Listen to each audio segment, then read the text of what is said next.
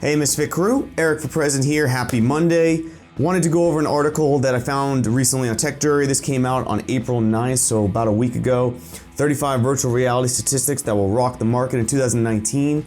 They split these categories up to trends in the industry, into the market in general, and also to the user.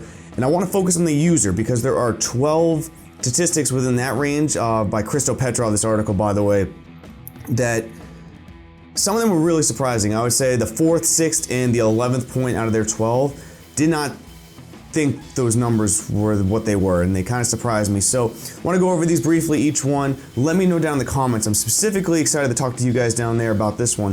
Which of these surprised you? Which ones seem common sense? And which ones hit you just the hardest? You know, which ones do you want to talk about the most? Because I personally think the Oculus Quest is going to help a lot of these. I think the new headsets coming in are going to help some of these, but let's talk about these and jump right into it.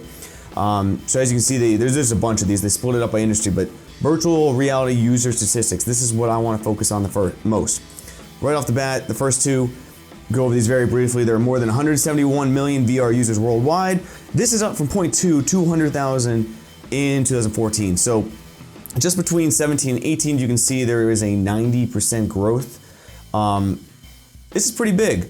But you can see that only 16 million of the 171 million were innovators or hardcore gamers, while the rest were early adopters of different kinds, mostly casual users of all different types. So it shows, really briefly, this one just shows me that there's a lot of potential. We all knew that, nothing surprising. 70% of VR headset owning consumers have bought a game on it. I don't think this is very surprising at all. Sorry for the throwing the screen all over the place on you guys, but yeah, 70% of VR headset owners buying a game. I don't think anyone's surprised. I'm actually surprised a little bit that it's not a little higher. I don't know what you're doing without the headsets for the most part if you're not using, especially because this one's specifically mentioning Oculus Rift, HTC Vive, or PSVR. If you're not owning a game on those, it's surprising. I don't really know what you're doing otherwise with them. I don't know what this is defining as a game either. I don't know if a free-to-play game counts. So if they're not counting free-to-play, that might explain it, but I thought this number would have been higher. Moving right along, before we get to two more, it gets a little weird to me. 78% of Americans are familiar with VR technology. Now this is kind of interesting. I don't know what familiar means in this. I don't know if familiar means that they only know the term VR, that it stands for virtual reality, or familiar, they've seen it in practice. I think that matters. You can see here, even what the Global Web Index claims, VR technology awareness is to be as high as 90% among consumers in the UK and US. The last sentence in this kind of changes my thought on familiarity.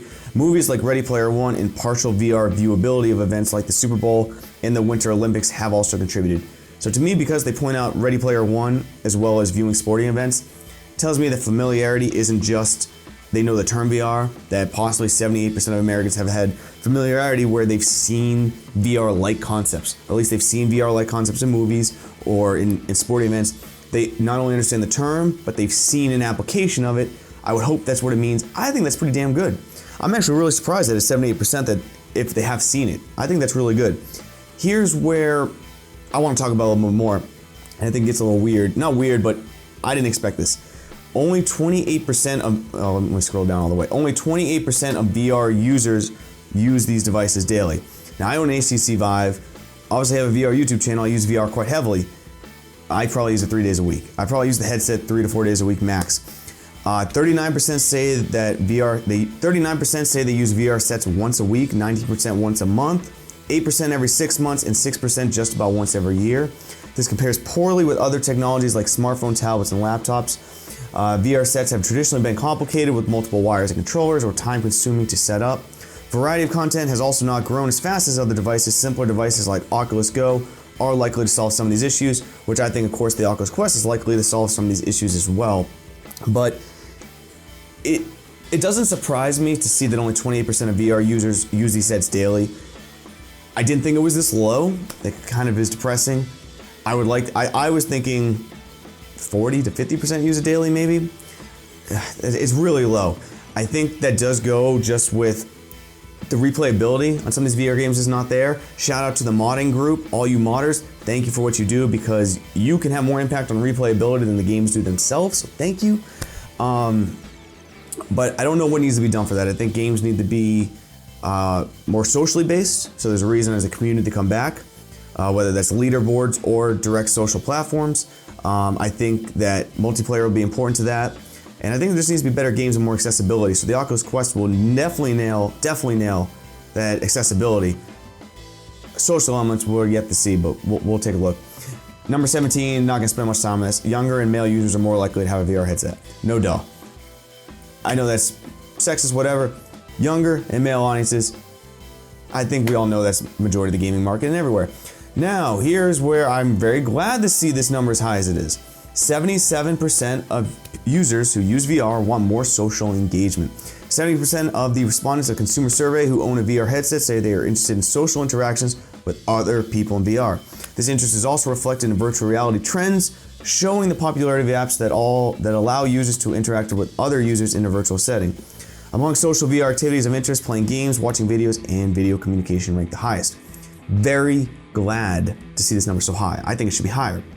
I've preached numerous times on my channel and other videos that I think the social engagement, whether again that is direct multiplayer games, social interactivity like VR chat and Rec Room, or even just multiplayer leaderboards, anything that has a sense of purpose, that you're not alone in the VR world, will drive more engagement. It should help drive the daily user counts up.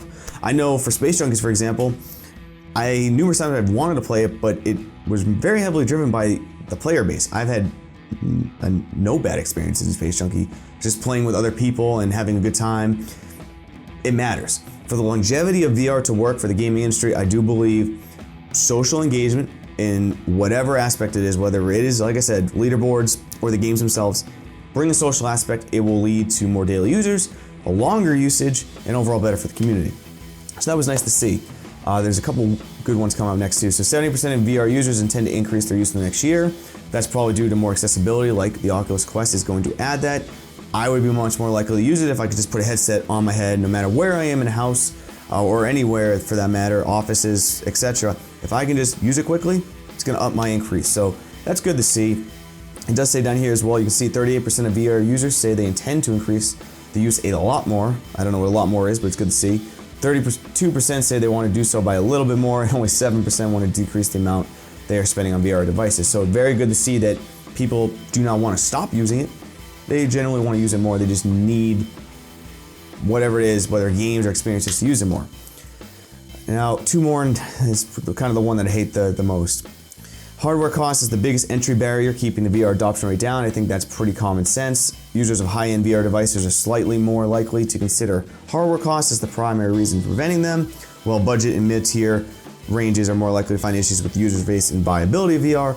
That makes sense. If you're going PC VR, you have to worry about the headset costs and the PC costs to buy the rig, so that's going to hinder it. And when you get to the low budget VR and mid-range, you're more worried about the experience. Are the games still there? Is it still tracking? Is the graphics good? Is the resolution? The field of view? Those are more hindrance to not get the full experience that will stop them from using the budget and mid-tier, or the high-end, it stops us from getting into it because of cost. Makes sense to me. Now this one, 64% of VR users think VR has the greatest potential in gaming. I would agree from the sense of has the greatest potential of getting more people in it quicker is gaming. I would agree with that. Gaming is obviously going to apply to a wider net of people to bring them into VR.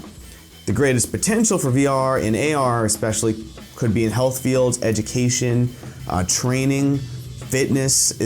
There's a lot of potential with VR in other aspects, but from the aspect of bringing more people to it quicker, I'll agree gaming is there. But you do see other areas in decreasing whatever expectations are film and TV, sports viewing, classroom education, social media. So there are other aspects talked about. So VR does have great potential, but I think the other ones could bring more people in later on. Gaming will be quicker. 53% of AR and VR aware users believe VR has a higher chance of hitting mainstream first. I would agree with that, although AR has a lot of potential. VR is just more possible to go mainstream, I think, just with, it can be boom or bust, and if it booms, it's gonna boom. Now though, here's what I really hate. I really hate this one. 76% of users had a positive perception of VR in 2017. 62% do now. The reality of VR technology has failed to live up to the hoopla around it for many consumers. Hardware issues, lack of content, and low growth beyond gaming are some of the issues that are making people think VR as an overhyped fad. I've seen too many videos about VR is dying. It's not dying. This is a matter of particular concern for the consumer VR industry that has failed to sustain the momentum behind the technology. Okay, so it sucks to see that VR usership is down. I think there's a lot that contributes to that, whether it's the experiences that are currently available, the costs. There's a lot of barriers to entry. I think a lot of perception of the people who wanted to get into VR but couldn't get past the cost, wanted to go to the budget to the mid-tier range, which was probably going to be your Focus, your Go, Gear VR, stuff like that. And that might not be providing the experience that they thought about when they wanted VR because there's no education to what those products are going to provide. And I think that has brought the positive perception of VR down. I think the Quest will have the greatest potential of getting it back up to 76% of users or above, because it's going to break that mold between PC VR and these budget mid-tier VR experiences, where it's going to show a standalone headset that's going to provide a truer VR-like experience. I think that will raise perceptions to get more people to go into the PC VR market later on, or just raising perception in general. But I hate it. I hate it so much that perception's down. It really sucks to see that. Ugh. And of course, the last one, Samsung is the most widely known brand in VR technology. That's for their Gear VR, obviously, because it is the budget of VR experiences. You can get that into more hands quickly, easier. The Quest is going to have a huge impact on this, and I'm hoping to see Oculus as the #1 known brand in VR soon. I think that's very likely. Whether you like Facebook or you don't like Facebook or the Oculus system, them having a bigger name than Samsung right now is a good thing, because I think when people think Samsung, they're thinking the Gear VR, which is not what I exactly want them to think about when they think VR, because it doesn't showcase, I think, us in the brightest of lights. So if Oculus takes that spotlight and when people think of VR, they think of the Quest, I'm cool with that. I think that's a better light on the VR industry as a whole. So that's about it for what is with the users. I thought some of these were very interesting. Again, I'm very bummed about this perception issue, but I think that's going to change with the Oculus Quest. I'd like to hear from you guys down in the comments. Which of these surprised you the most? What do you think about these? What do you think is coming for VR? You know, lend to the discussion down there. I hope to see the comments. I will respond to them all. Make sure to leave a like and subscribe to the channel if you like any of this content. Starting soon, we're going to be up in the schedule. Monday, Wednesday, Friday for a bit to see how that goes, if possible Saturday streams or content as well. I like to be bringing news to you as quick as I can, most up-to-date I can, and first if possible.